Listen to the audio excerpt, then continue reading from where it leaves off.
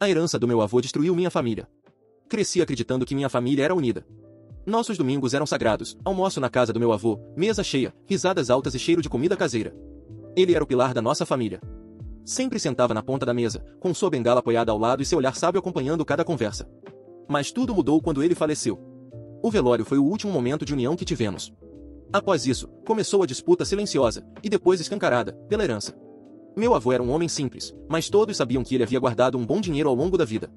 Nunca ostentou, mas também nunca deixou faltar. E no dia da leitura do testamento, tudo desabou. Meu pai, meu tio e minha tia estavam presentes, cada um tentando manter a pose. Eu fui porque era o neto mais próximo dele.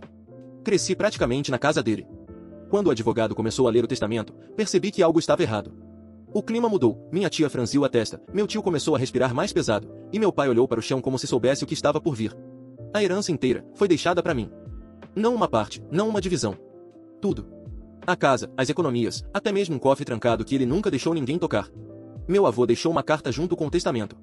Nela, dizia que via em mim o mesmo coração que ele teve quando jovem. Que eu cuidava dele por amor, não por obrigação.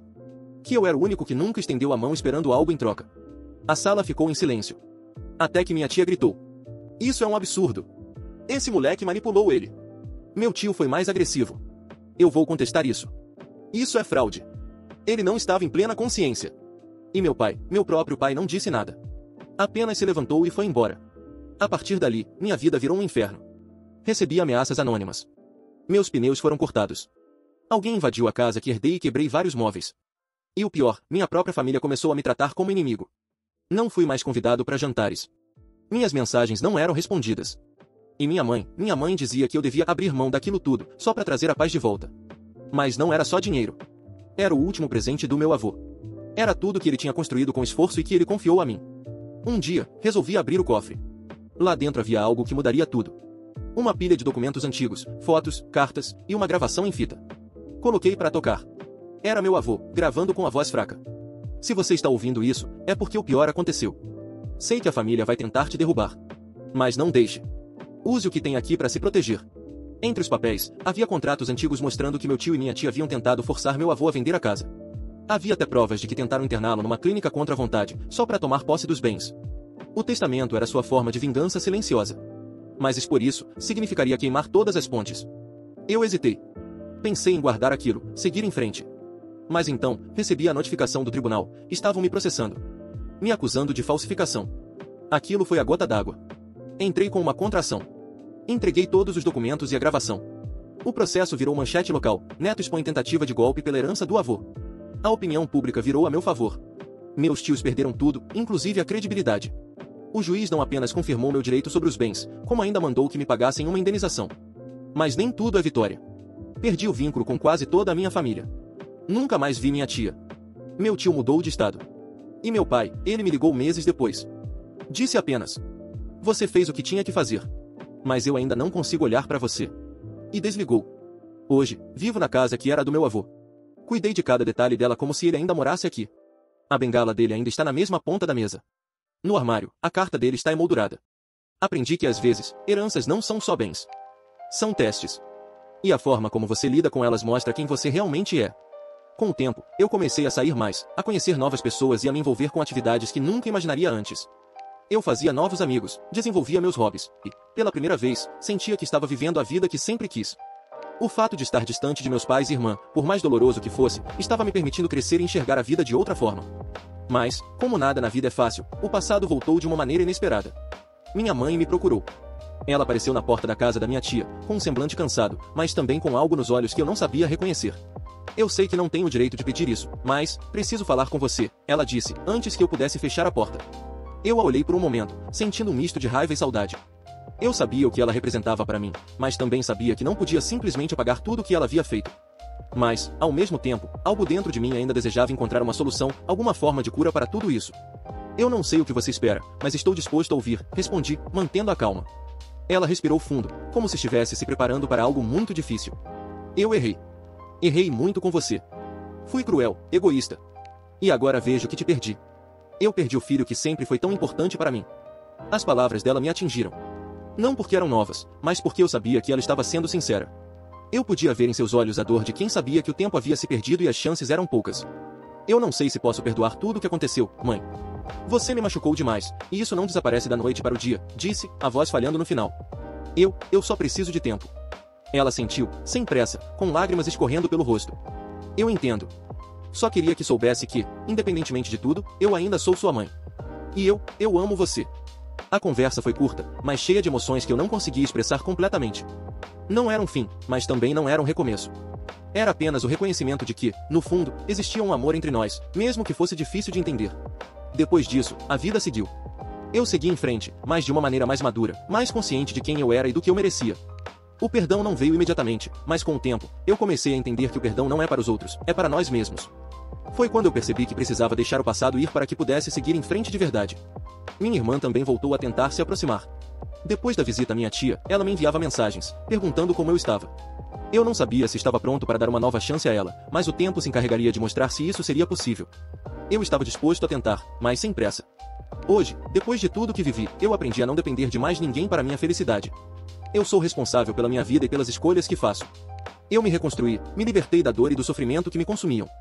E, acima de tudo, aprendi que a verdadeira família não é aquela que te dá o sangue, mas sim aquela que te oferece amor, compreensão e apoio incondicional. Foi doloroso. Foi difícil. Mas no final, tudo valeu a pena. Porque, quando você se reconcilia com o que aconteceu, você começa a se entender e, então, finalmente encontra paz. Mas quando entrei no quarto da minha irmã para confrontá-la, ela já estava esperando por mim. Sentada na cama, com uma expressão fria e calculada, ela disse: "Eu sabia que você ia vir. Já era hora." Aquilo me deu um arrepio. Não era mais a minha irmã que eu conhecia. Era como se ela estivesse interpretando um papel, como se tudo tivesse sido planejado há muito tempo. Ela puxou uma caixa debaixo da cama e me mostrou uma pilha de documentos, fotos e gravações.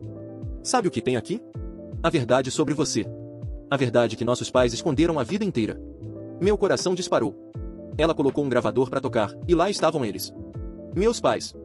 Falando sobre um acordo, algo que envolvia me manter por perto até que estivesse pronto. Eles nunca me disseram o que isso significava. Mas agora, as peças começavam a se encaixar. "Você não é meu irmão de sangue," ela continuou. "Você foi adotado. Mas não como uma criança comum. Você foi comprado." A palavra ecoou como uma explosão. Eu quis negar, quis gritar que era mentira. Mas no fundo, algo fazia sentido. As lembranças confusas, os olhares estranhos de vizinhos, as conversas interrompidas quando eu entrava no cômodo. E sabe por quê?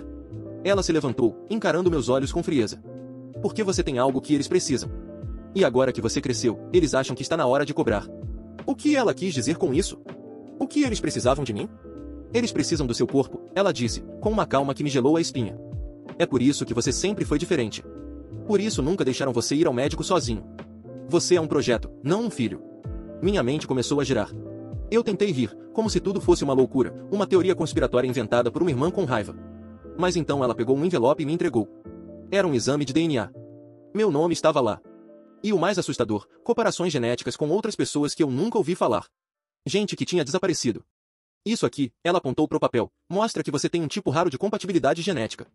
Perfeita para um certo tipo de transplante. E agora, nosso pai precisa de você." Era isso. Eu fui criado como reserva biológica. Como um plano B. Você acha mesmo que nossos pais te amaram? Eles te prepararam. Acharam que iam conseguir tirar o que precisavam e te descartar depois.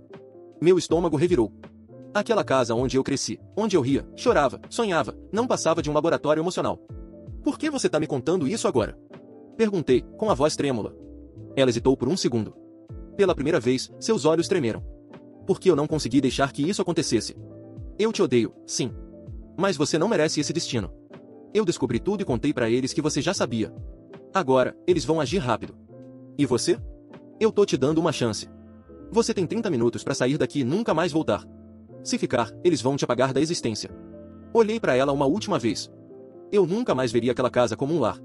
Peguei o essencial, saí pela porta dos fundos e desapareci na noite. Saí correndo naquela noite como se minha vida dependesse disso, e dependia. Não olhei para trás. As árvores pareciam me observar enquanto eu atravessava o quintal escuro, cada passo um lembrete de que tudo que eu conhecia tinha sido uma mentira. Meu coração batia tão forte que doía. Consegui chegar à rodovia e peguei carona com um caminhoneiro que não fez perguntas. Dormi no banco do passageiro, com a cabeça cheia de memórias que agora pareciam falsas. Meus aniversários, as broncas, até os abraços, tudo calculado. Uma preparação emocional para me manter obediente, moldado, pronto. Fiquei semanas me escondendo. Cortei o cabelo, mudei o nome, trabalhei de qualquer coisa, lavador de prato, ajudante de obra, vendedor de rua. Não podia deixar rastros. Se eles me encontrassem, seria o fim. Mas eu não podia viver fugindo para sempre. Meses depois, entrei em contato com uma jornalista investigativa. Entreguei os documentos, os exames, os áudios. Tudo o que minha irmã me deu. Quando a matéria foi ao ar, causou um escândalo nacional. Família influente investigada por criar filho como doador de órgãos. Meu pai foi preso. Minha mãe desapareceu antes da polícia chegar. E minha irmã, ela também sumiu. Talvez por medo, talvez por vergonha. Nunca mais falei com ela. Hoje, vivo com outro nome. Tenho meu próprio apartamento, um emprego simples, mas honesto. Ainda acordo à noite com pesadelos. Ainda tenho medo de portas trancadas. Mas agora, pela primeira vez, sinto que sou dono da minha vida. E toda vez que alguém me pergunta se tenho família, eu sorrio e digo: não. Mas finalmente, eu tenho liberdade. Siga Curtas do Reddit para mais vídeos como esses.